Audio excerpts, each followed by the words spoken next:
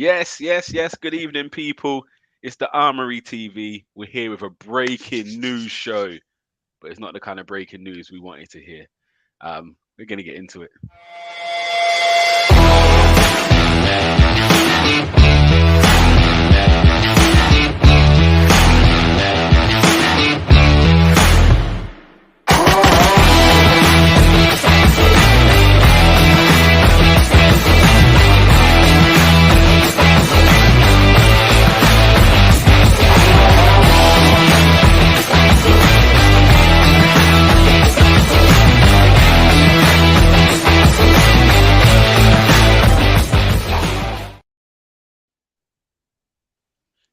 Yes. Hope everyone's well.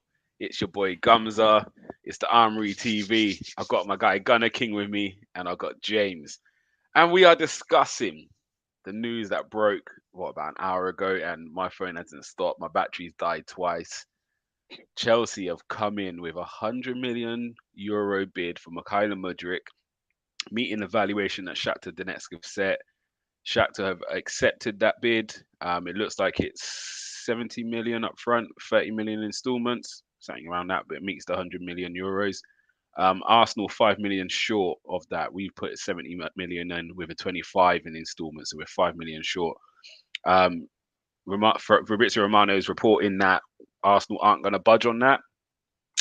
The latest tweet from Fabrizio Romano has kind of said that he's going for talks. There's a medical schedule for the morning. He's going for talks. I think Chelsea want to submit a 7-year deal. There's no real kind of reports on how much they're going to pay him a week, but it's a 7-year deal. So all indication now is making it look like he's going to Chelsea. I believe Chelsea are on Twitter stirring the pot a little bit. So we have two sides of the story. We have James, who I think he's under the impression it's a done deal. We got Gunner King, who he still thinks Arsenal in with a shout. So we're going to get into this. Let's go with James first, because you've come with this Chelsea Twitter or Instagram page. I'm going to try and find it, and then we can share it. So yeah, talk to us about that and your views on it all. It's just, yeah, man. I don't know. It seems like a done deal. Like, in my opinion, it's a done deal. I respect Gunnar King's optimism, and I really, really hope that. I wish I was optimistic as him. I really wish. But like, they've got his @ in their bio on the like official Instagram of Chelsea, the actual page. They tagged him in their story, telling everyone to follow. You know, and I mean, I don't think you do that for another person, like another club's player, essentially, because he's still at Shakhtar, obviously, unless you've signed him. Do you know, I have found it. Know. Let me see. Okay, now I'm going to try and share it now to the group. So keep talking, James. I have found it. But yeah, man, I'm just deflated. I feel like this when we didn't sign Bruno Guimaraes and Newcastle got him. He's someone. Was it that we all wanted? He looks talented, and that and just in general, it's just I don't know. I'm caught in different opinions on how to feel about it. It's an expensive transfer, but we just seem to be dilly-dallying around the whole thing. And now it just seems like we missed out on Arteta's clear number one choice for the window. So it seems like we missed the boat. But yeah. Yeah. So looking at it, I've just obviously shared the screen. Chelsea official Instagram account have drop Mykhailo Mudryk a message to show some love.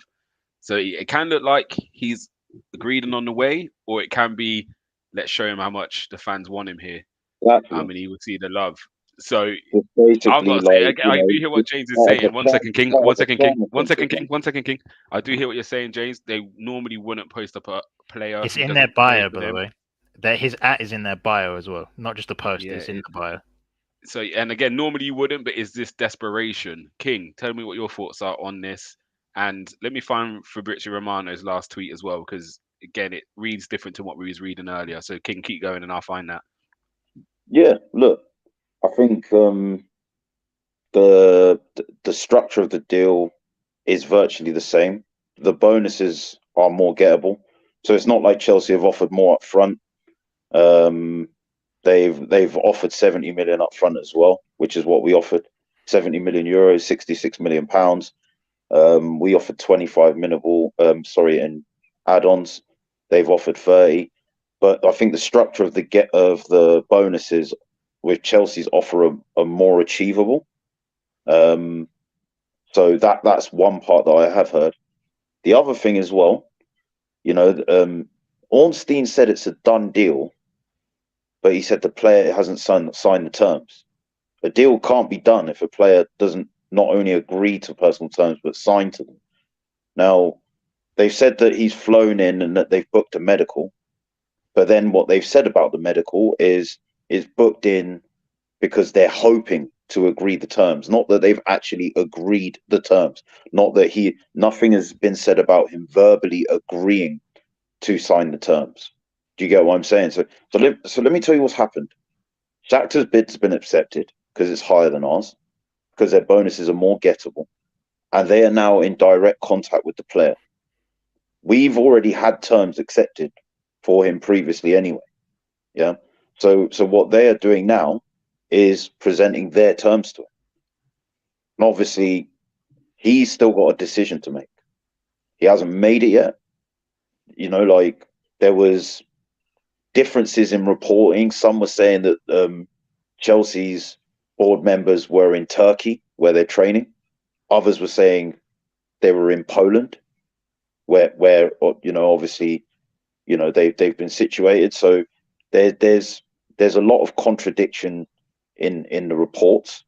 I've been reading obviously what Ben Jacobs has put as well, stating that Chelsea basically at this stage have presented a contract to the player, a 7-year contract, 7.5 million a year. But until he signs it, and until I see confirmation that he signed it, I don't believe the deal's done. It doesn't look good because obviously they've had their bid accepted, but we have to remember, as I stated, with Barcelona, with Rafinha, with Koundé, Chelsea bids were accepted as well. Personal terms were better, and the terms offered to the club were also better. If he rejects these terms from Chelsea, then the variance in the deal is only 5 million euros. Now, do you think that for the sake of 5 million euros, they would look a gift horse of 95 million euros in the mouth? What we have to remember, is that this club cannot sell domestic tickets for their games at the moment. So their match day revenue is severely impacted. They've obviously lost a lot of players because of the situation in the Ukraine. With them kind of loaning and losing players. I don't think they're in a financial position to spite us if he was to reject the terms from Chelsea. And I am speaking purely in hypotheticals. I understand that. If he does reject the terms from Chelsea, then are we saying that they would then just turn around and reject our accepted bid that's on the table? Now, no. We are also in a situation where we can amend what personal terms we've offered Mudryk as well. Yeah, I think it's like you say. I think it all comes down to one more thing. Yeah, William was about to sign for Tottenham. He had agreed verbally to sign their contract. He was in a hotel waiting to sign the contract, and Chelsea came in with different personal terms, and he went Chelsea.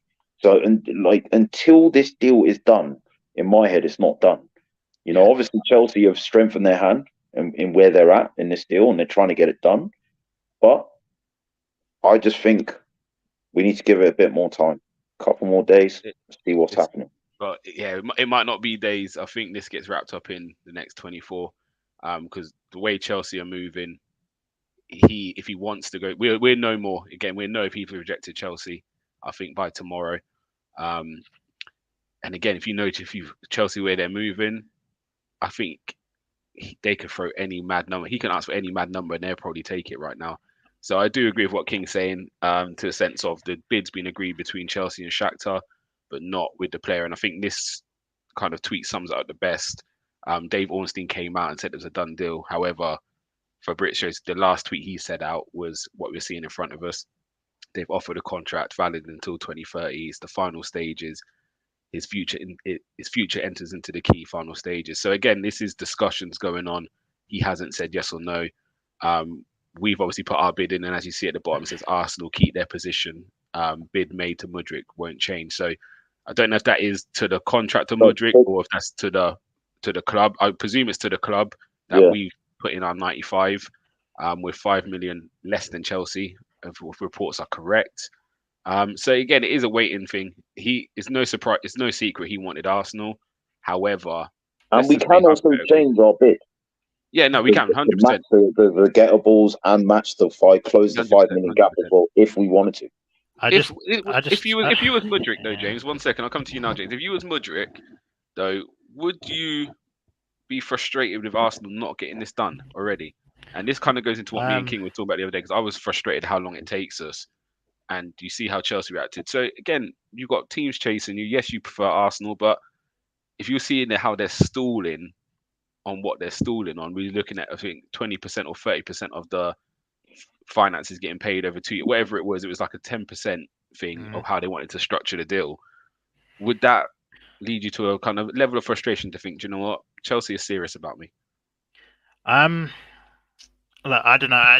Before I answer this question, I wanted to go back to what King said, about like Jules Koundé and Rafinha, right? I understand that it's a player's preference decides where they want to go, and that is a massive factor, but I don't remember any of them physically getting on a plane and flying to the city of the club.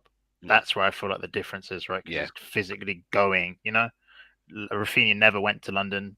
Koundé never went to London. He's going. He's on a plane now. So that's why I'm a bit cautious. I appreciate your optimism, and I get it, because we haven't had a confirmed he's accepted the contract. So I understand there's still that. But that's where I'm just like, look, this seems like it's heading in that way. But to answer your question, just want to have face-to-face talks. Maybe we'll see. We'll see. Kind of, in this day and age, there's Zoom and Twitter. Like, rather than we could have done these talks over the phone and via Skype or whatever. But we're going to bring you in. We're going to show you around the club. Do you know what I mean? We're going to show you around the grounds. We're just that's how we're presenting the project to you. We want to do it in person. Like that. We'll see. That's it, but I mean, because they know that they're behind, because his preference is to come to Arsenal. They're like, well, let's put all the bells and whistles on how we present this project to him. Do you know? That's why we're flying him in. Do you know what I mean? Because we already know we're on the back leg of, we're not the player's preference. So if we're going to present him something, let's present it to him in person. I get that's that. All it is. That worked for us and Theo Walcott, didn't it? When he signed Walcott, he went to United for a tour, and I think Gary Neville showed up. Whereas when he came to Arsenal, Wenger showed up and showed him around, and that was kind of, it was either him or Ramsey, one of the two of the players, and that was the deciding factor for him. He said the fact that the manager made the effort to show me around, kind of obviously answered questions better, spoke about the club and the vision, and that's what sold it to him. So yeah, King, you could have a point there. I mean, going back to what you said, your question, about, do you think he's frustrated? Look, I feel like we're at a stage now where I'm deflated that we're not getting this signing, because, like King, I'm really hot on this player. I feel like he's a very, very complete winger in terms of the profile and his skill set. Obviously, he's still raw because he just hasn't had the game time yet. But to me, he looks like a winger that's going to explode with the right coaching. He just seems to be that type of player. For me, for what you said about would he be annoyed, maybe, but after everything he said, after all of the things he's posted on social media, the interview he did with Zinchenko's wife, about how his dream move is Arsenal, all of this, how he did the interview with Ben Jacobs, and all the spiel we've heard, right? You would think if he is set on Arsenal, this delegation of back and forth for about a 2-week period, he can wait. He can handle it, Yeah. I don't feel like the Chelsea coming in, big ball in the money, throwing it around. If he was truly set on us, and I know players could be convinced, yada, yada, yada, but from the outside looking in, from everything we've heard, Arsenal is the club he wants, right? And this is where King's optimism comes from. I just find it a bit shady, and maybe now I'm starting to question Mudryk his motives and as a person, and maybe I could be completely wrong. And tomorrow we hear something new, or tonight we hear something new where he's rejected them and he just wants Arsenal, right? I just feel like something really fishy is going on around his characteristics right now. Because how can you go through all of this, even say you wouldn't join Chelsea on social media? I don't know if you guys saw this, but he answered a question from a fan where they asked, "Would you join Chelsea?" And he said no with a heart emoji, right? So he's clearly said this, yet he's flying to London to go to Chelsea. And this corroborates with what King said. I'm just questioning him as a person right now. And I don't Are want to you? do that. And I feel Not bad really. for I'm not really questioning his doing that. motives. I just, Look, if I someone, yeah, if I someone, don't know. if someone, sorry, I don't mean to interject there, like, but That's right. if obviously they've had the bid accepted by the club, and the club have said, look, we want to come in, we want you to come in and talk to us in person, you know, like, because we understand that Arsenal's your preference, but we want to discuss with you why Chelsea is a better option, why it's a better long-term option for you. We want to present those options to you. What if he's just said, look, do you know what? Let me see what they got to say. That's it. Like, you know, like, let me just do the courtesy of giving them the opportunity to see what they've got to say. Like, you know, like, my preference might still be the same, but I'm not just going to reject something out of hand. Let me see what they got to say. That's it. You know, like, I don't think he played us. I don't think he's doing this No, like I don't think. intentionally. I just think this is obviously, you know, a situation where they've come in, they've had a bid accepted, and now they're at the stage where the only thing left to do is to get him to agree as well. You know, so you know, rather than just be like, you know, I think he just wants to see what they got to say. You know, at the end of the day, I don't think it's a question of his character being, you know, sort of bad or anything. I mean, like, look, if you get two job offers tomorrow, you're not going to only listen to one offer, are you? Mm. Do you know what I mean? And then just 100%. reject the other one without hearing what the other one's got to say, Yeah, even if you've got a preference. Even yeah. if you've got a preference in a situation, does that make you a bastard or however you want to put it? Do you know what I mean? It don't make you a bad person. You're just Mm. doing right by you, innit? Like, And let's Nah, just see. I get the that. money talks. It does. I'm just question. I feel like I'm in a position where me questioning and doubting his motives is fair given what he's doing. I understand it, and I don't think there's Mm. anything wrong with him going and being like, look, I will entertain it, I will listen, you can show me around what yada yada yada, right? I just feel like there's if he does go to Chelsea, there's a morality thing that doesn't stand right with me. And I get it, people can be swayed and they can change their minds, but from an Arsenal fan's perspective, like from all we've seen, it doesn't sit right with me. If you're going to a rival of that same club, I don't know. Yeah, Just I personally, hear it you. doesn't sit I right. sit, I sit on the other side, and I sit and I put the total blame with Arsenal and how we maneuver. Um, I can't get mad at him because end of the day, he's done everything in his power apart from putting a transfer request. We've sat on our hands really, and honestly, like again, me and King had this discussion the other day, and it kind of feeds into what Luke's saying. I'm not too sure if Eddie needs to be sacked, or KSC needs to sell off, but he's angry, and we're not going to sign anyone yet again. And we've seen this a few too many times now. We're missing out on our targets, and again, it's the speed of how things are done. We probably would have got this over the line if we Look, put these bids in a let's few weeks. let's Rondo, Chris, if we put these bids in a few weeks ago, because Chelsea again, Chelsea probably only came in this heavy because of a lot of the injuries they got in the last let's, week. If you let's look at that position, hold on, Chris, they've lost Sterling, they lost Pulisic. Um, Obviously, João Felix has got sent off. So Chelsea came to speak the other day, didn't really jump at that moment, and Arsenal was still in pole position, and all of a sudden they're three players down. So now actually we're gonna jump. So again, if maybe we had tried wrapping these things up earlier, we miss all of this now. I agree that we shouldn't be held to ransom, but we knew our limit. Our limit was 95 million euros, and it's taken us a long time to get to that point when we probably knew we would go to 95 million a long time ago. So yeah, for me, what we're saying about Mudryk, I find it hard to blame him. Again, he hasn't made a decision. We don't know what he's going to do, but like Chris said, you're going to listen to both offers, and if one team's or whoever it is, job opportunity offering you double the money potentially or something a lot bigger, a 7-year contract's again, you don't know what they're saying. They're looking to build a team around him to offer him a 7-year contract. So yeah, time will tell, I suppose. Time will tell. But let's move on because we only got about 5 minutes after the stream. We've got a lot of comments to get through. Um, whether he goes there or not, we're not to know until tomorrow. Can I It's just say probably one more thing though, Gums? Yeah, like, real quick. look, even if we had only paid what our first bid was, which was 62 million total. Yeah, if you look at the number of appearances he's made, barely 50. I think, Yeah. barely a handful of Champions League appearances, like 12, I think. Two group stages. Like, you can understand why the club weren't moving, like, quickly. Like, it's a huge Nah, I can't. consideration. Like, no, Gums, I'm sorry, no. Look, we have a responsibility, to be a bit careful with how we present these narratives, right?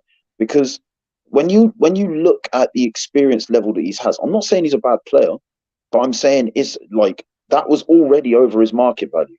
We were Yeah, but already why? paying over, like we were already Just being why? raunchy. Yeah? So, Let me so interject there quickly. of Let course, me there interject would. there Oh quickly. wait, of course. No wait, sorry. Of course, there would have been thinking at each checkpoint, right? How much further should we be willing to go? How much further is responsible?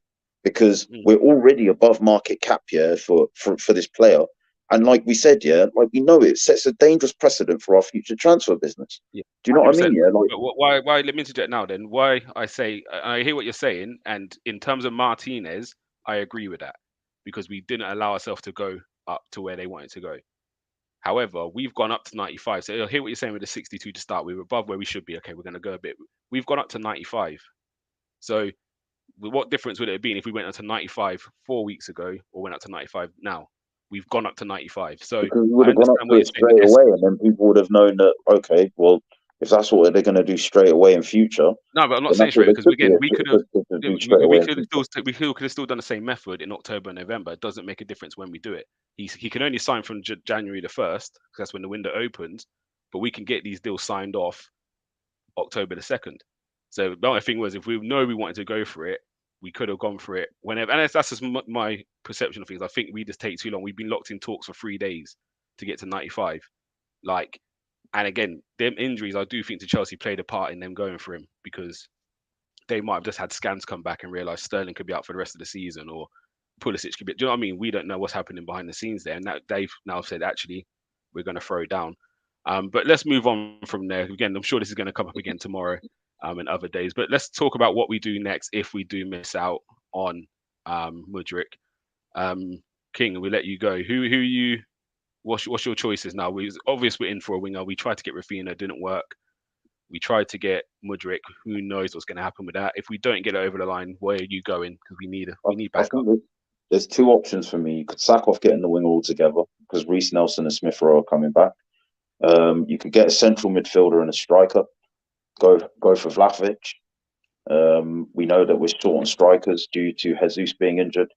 Go for Declan Rice in central midfield. Listen, Chelsea obviously are linked with Rice, and I'm not saying it just because they're linked with him and we can get them back in terms of a hijack. We've long had a standing issue whereby when Partey gets injured, the significant gap in the quality between the alternatives on the bench and him it has dented what we're trying to do in the back end of seasons in particular. So, look, we know that he's come out and said he's not going to sign his contract. We know that he'll only have a year left on his contract at the end of the season. Now, West Ham lost again to Wolves today. If they were to hold on to the player and reject money now and get relegated, then what they stand to gain at the end of the season could be significantly less. We could test the waters with him. I don't think that's such a bad idea. Like, look, the worst they can do is say no, but we've shown our interest. We've shown our hand early. I still think Chelsea will be in a weak position. I don't think Mudryk gets them top four. With United winning today as well. If Newcastle continue to do strongly, I just don't see that being possible, and I see that significantly denting their chance of getting them in the summer anyway. So even if we're not successful now, it's paved the groundwork to then go at him again in the summer. You've got Milinkovic-Savic as well, Lazio. who could also come in, who we've been linked to. We could accelerate talks there and look to get that done as well. Lazio are in a significantly worse position in terms of where they're at in Serie A at the moment, and I think that's a deal we can get done as well. So I think that's what I'll be looking at. I'll be asking very first and foremost if our winger targets aren't available. Rafinha might be another option. He's not doing well at Barca. Might want to wait until the end of the season for that. I don't know. Barca might want to. He might want to. Edu was told to be kept informed if that didn't work out. And I think a lot of Barca fans that I've spoken to have been a bit underwhelmed by how he's performed there. Now, he plays on Saka's side, but he can play on both wings. But I think these are the options. Like, the first thing you got to ask yourself is, what other winger targets have we got? Are we going to go in for a winger? Do we amend targets? What area of the pitch we're looking to strengthen? I know we've been linked to that Fresneda guy as well from Valladolid, is it? In Spain, right back. So that I think, Tielemans as well, who we've been linked to. I think the question is, do we pursue a winger target? If so, who the targets are? Are they gettable? You've got Trossard. I really like Matoma as well. I know I don't think we'd be able to get Matoma out this year. But listen, if this is a lesson that money talks, bro, we could go and get Matoma. We were prepared to pay this much for Mudryk. Matoma's way more Premier League proven. So the money's there to go. The money that we would need to get Matoma done is there. That's what we need to accept. It is there. And we were willing to overpay for Mudryk, who has no Premier League experience. He comes with Champions League experience, and that kind of rates highly as well, whereas Matoma doesn't at this moment. But let me move on to James quickly. Got experience of playing at a major international tournament, and dust in Germany and Spain. So, very true. All right, James, where would you be heading if this doesn't come off? Where are you spending your money? Or are you holding on to it? I don't know. I don't know. I just, bro, I have no clue, man. You chase a target for 4 months and then it just doesn't pan out. Obviously we had the funds and stuff, and it's good to have the funds, but it's like, do you know Ben Jacobs, the journalist, by the way? I'm guessing you guys do. Obviously he did the right. So he's also tweeted something out in the past 10 minutes that I think would be interesting of this. But he said Mudryk has verbally agreed personal terms on a deal until summer 2030, but only after asking whether Arsenal would match Chelsea's offer, and they said no. Mudryk hasn't U-turned on choosing Chelsea over Arsenal. He's chosen essentially Chelsea over staying at Shakhtar for another 6 months, and Arsenal aren't going to match what Chelsea have bid, and he's agreed to preliminary to sign the contract to 2030. So that's what he said. So that makes sense, and that's the difference with the Rafinha situation. Is it Rafinha and Koundé flat out said no and turned down Chelsea? But again, time will tell. Time will tell. We're not going to go back over it because it is what we spoke about earlier. But time will tell on that. And again, it is about what I want to see from Arsenal personally. I'm not too sure who the target will be. I've maintained Wilfried Zaha. I know it's more of a stopgap, and we've been signing more project players. And this is why Mudryk was perfect for me, because it's a long-term play. And this is why I won't want Trossard, because I don't think he's the level of Zaha. And he's 28. I didn't realize he was so old. And Saha's got 1 year left, so he'd probably be a lot cheaper. But I just want to see us move quick. We did it in the summer when we didn't get Martinez when he went to United. I think within the week we had signed Zinchenko, and that's what I want to see. Because recently, when we've missed out on a target, like we missed out on Rafinha, we didn't go in for another winger. Obviously, the centre mid Douglas Luiz was on deadline day. So we didn't go for anybody else, but Zinchenko was the one where we missed out on Martinez, and within the week we adjust. So again, we know these talks happen. We knew what the price of Zinchenko was. We actively chased one player before, didn't get him for whatever reason, and we moved and got Zinchenko over the line. So I'm hoping that we have the next person lined up. Some people are putting some good suggestions out there. Facundo Torres, I think that's the one that's in America. Thuram, Milinkovic-Savic, Jonathan David. Again, David's a person you can play up front and on the wing, so he can cover two positions.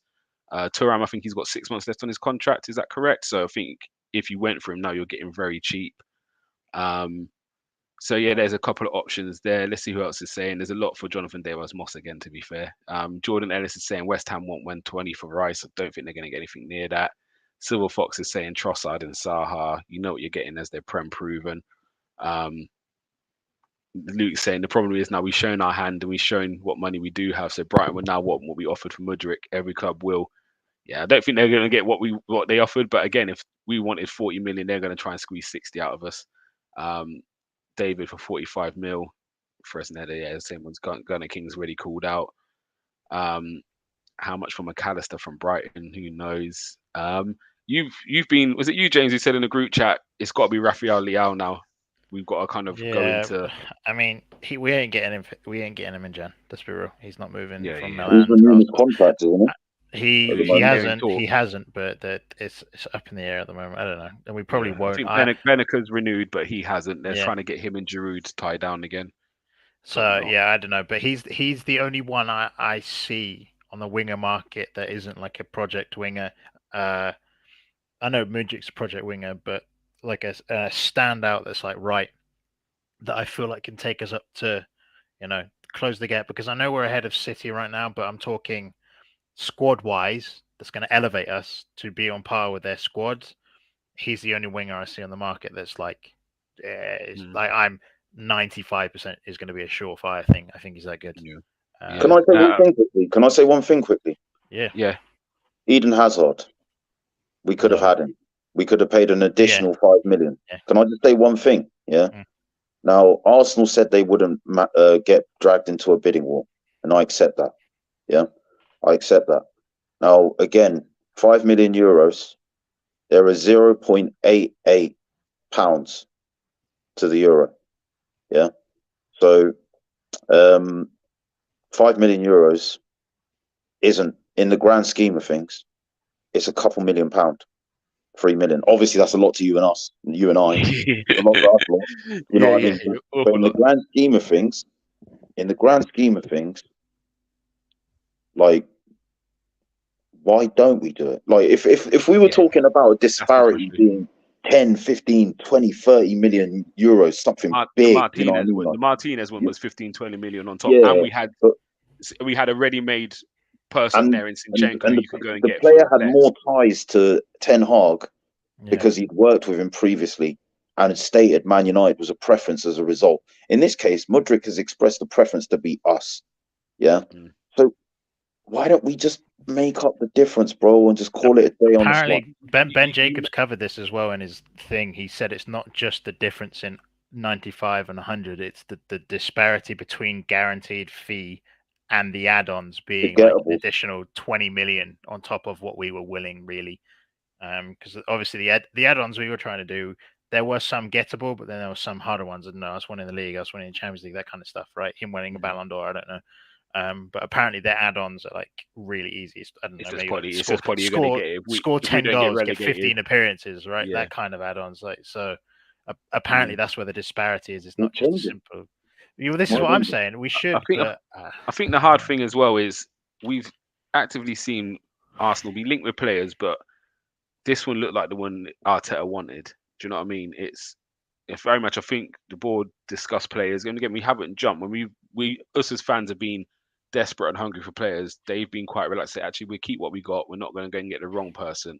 For us to go this high on a player, they obviously really, really wanted this player. And I think that's the frustration. If we're talking, like you say, King, 20, 25 million, for instance, Douglas Luiz, it was like, actually, we're not going to go to 35.